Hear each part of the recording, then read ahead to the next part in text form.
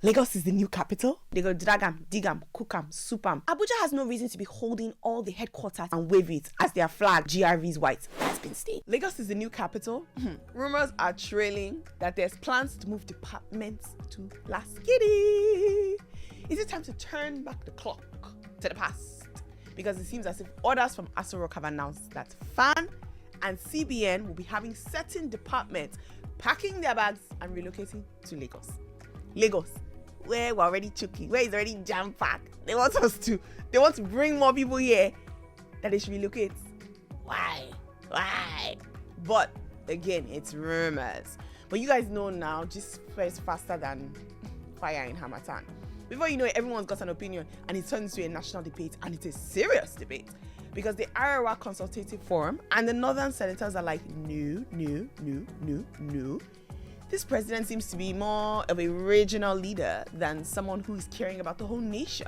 Meanwhile, there's also an APC chieftain, Yekini Nabina, who seems to be playing tit for tat. And he's like, okay, do you know what? If you guys are going to move FAN to Lagos, move NMPC to Niger Delta now. Move agriculture to Benue. Just scatter everything like that. I said, has he reached there? It's just two departments that they said that they possibly want to move. A representative of the federal government, Bayo Onanuga, has dismissed these allegations about moving the capital to Lagos. He stated that the relocation of CBN and FAN has nothing to do with politics, but about functionality. And let us be clear, it makes sense. But we also know how this card goes. Everything is always north versus south, east versus west. What is the problem? Meanwhile, mind you guys, there's still insecurity in our country. There's still embezzlement and fraud. Like, see, everything, it's just a jam. But no, we're talking about power and politics. This is not political, in my opinion. If you remember in the past, the original location for FAN was actually in Lagos before it was moved to Abuja by the last administration. Number two, Lagos is literally the commercial capital. Like, guys, when it comes to commerce and aviation, it's Lagos. Most of the international airline carriers are in Lagos. So why is the headquarters of the aviation industry in Abuja? How does that make any sense? Number two, all of the headquarters for most of the commercial banks, again, they're in Lagos. So why is their regulator in another state?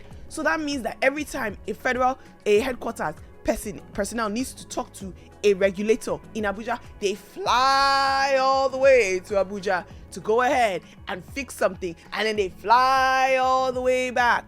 How is that making any sense? Make it make sense. If it makes sense to you, comment in the comments.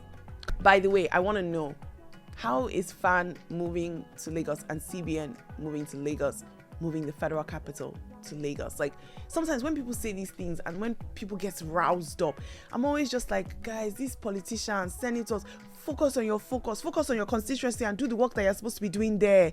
Don't be focusing on things that don't matter. When we get there, we get there.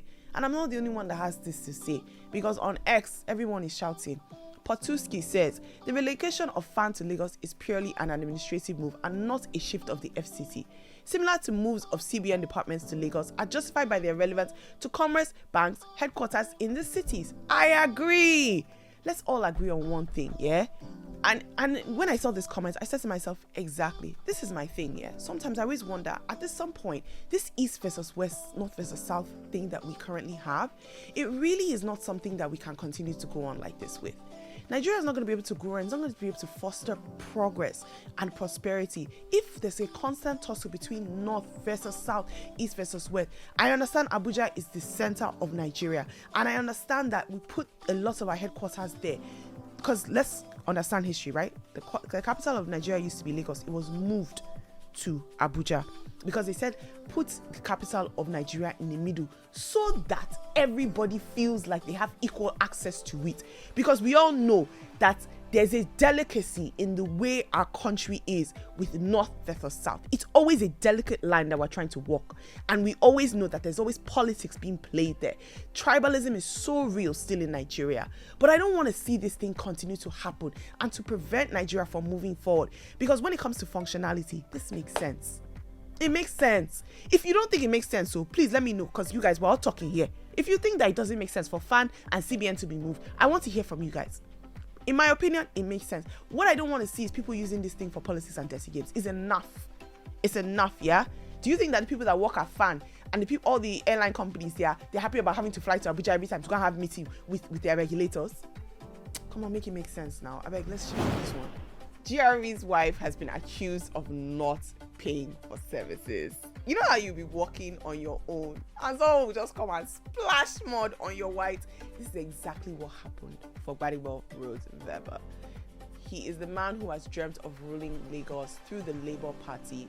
But Chike Jones, a social media manager, took to the streets of X with a megaphone in his right hand and evidence, lots of it, in his left, against Ife Rose-Vever, who is Bolanle's wife.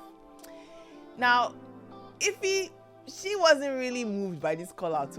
She didn't move her. The girl was just like, answer. But GRV rushed to Twitter to extinguish the flames. He acknowledged Chike and also has settled the debt, of course. Unfortunately, the damage has truly been done.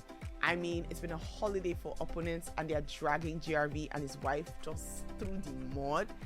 And so let me tell you guys what I thought, yeah. When I first saw the thing, I said to myself, Chike, you for chest this thing now. You for chest them because, you know, people are going to start dragging GRV. They are going to reuse it as per, they are not upstanding citizens. GRV and his wife are not upstanding. They're not good people and everything like that. But when I read through GRV's wife, Ife, and Chike's tweets, and the whole thing that happened in how she was owing him money and their back and forth exchange over years on how he would try and recoup his money from her, I had to say he had full grounds to expose what Ife did to him online. The reason why I say that is because a lot of the tweets, it just felt like she was always dodging. Like a lot of the exchange that they had on WhatsApp, she was always dodging, saying, you know, my bank has a limit, my bank is not allowing me to withdraw money. There was always some sort of excuse. Then the other part that I thought was very weird was this. If someone does work for you, when you're at the end and it's time to pay them, that's not when you're supposed to be saying, I didn't like the work you did. Especially when it's work that is based on actual, like, data. Like, this is work that the guy delivered. It's while they're doing the work that you tell them, I don't really like this work that you did. But you can't say at the end when it's time to pay that, by the way, I don't really think you lived up to what it is that you were supposed to do. I don't think that the agreements we had that you really lived up to it. You either while they are doing the work, fire them, nip it in the bud, or you ensure that while they are doing the work, you're letting them know this work that you're doing is not meeting up to par. And because it's not meeting up to par, I need you to do it again, which Ife did sometimes, but she only did that like once or twice. So for her to say, it's because I don't feel like he delivered, that's why I'm not going to pay him, it's a no for me. It's a no for me. I didn't like it at all. And I feel like Ife is such a smart woman. She's really, really successful in her career. She's done really, really well for herself. And she adds amazing work to when it comes to the sciences. I mean, she's a really smart doctor. So it just felt very straightforward and it didn't feel very crooked. But I'm very happy that GRV has gone ahead and he has settled the matter. You know, but it's definitely cost her husband a lot to his reputation. And I hate to see the fact that his opponents are going to continue to use this to drag him forever. It will never go. They go drag him, dig him, cook him, soup him, add spices to it, make it dessert, cook it again, put it in the air and wave it as their flag for GRV's white has been staked. And I mean, the truth about it is, any of us can be in the wrong, and I'm happy to see that Dr. Ife did apologize, and she came out to say, I sincerely apologize. I'm really sorry about this situation. And it was cute because her husband really did save her butt. Like, she had to say, call me my guy. Thank you so much for showing up. Because I can't imagine what their conversation was like at home. Because he would have probably been like, babe, this thing is not funny, I want to hear from you. Do you guys think that Chike should have come online to talk about what GRV's wife, if he did? Or do you think that if Chike should have chested it? Do you think if he was in the wrong? Do you think that she was fair to say she's not going to pay him? Or should Chike have done better in his work so that he would have been paid properly? Let me hear from you guys on the comments right below. Petrol is going down. I'm excited. Yes, you are going to say, Bolanle, how can you believe this? I believe it. The CBN governor has promised, and I won't say his pinky swear, that the petrol prices are going down in 2024. We all know that ever since the last few years, the way petrol has gone up, how much it's affected our livelihoods. The cost of food has gone up. The cost of transportation has gone up. I know how much I spent to fuel my car. It is not a joke. Now, we recently heard good news that is because of the Dangote refinery that hopefully will be starting operation soon, the prices of oil are going to be going down. Dangote's refinery, we've been hearing about it coming soon. You guys, we can all chill. Because the truth about it is, it takes a long time for a refinery to go into production, right? It's not just a small house that you're building. It's a whole refinery. So once the Port Harcourt refinery commences operations, we're probably going to see a dip in the price. Why? Because we're now finally producing our own petrol and we're not going to be importing oil. I mean, it's just common sense when you think about it. So my thing is, if this refinery commences and starts to produce petrol and the fuel price does not go down, then we can say that there's a lot of wayo going. But me, I'm having hope and faith in the fact that this is going to happen. I want to see fuel down back to 100 naira per liter. Do you guys remember those good old days when it was 97 naira per liter? 97 naira per liter fuel. I will even take 200 naira per liter. What? The anticipated moderation in pump prices of premium motor spirits, PMS, the economic stabilization or reduction in fuel costs is poised to have far-reaching implications. I want to hear from you guys though. Do you think that the fuel prices are going to go down? If you agree with the CBN governor, it's a yes, say yes. If you think it's a lie, say no. Let's go in the comments and let's see which side is going to win.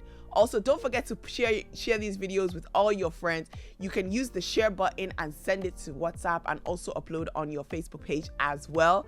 And make sure that you're commenting because we're going to have a competition to see who are our most engaged followers. And hopefully, possibly at the end of the month, there will be some sweet prizes for you guys to win. My name is Bolanle. I'll see you guys on the next episode of The Scoop. Bye.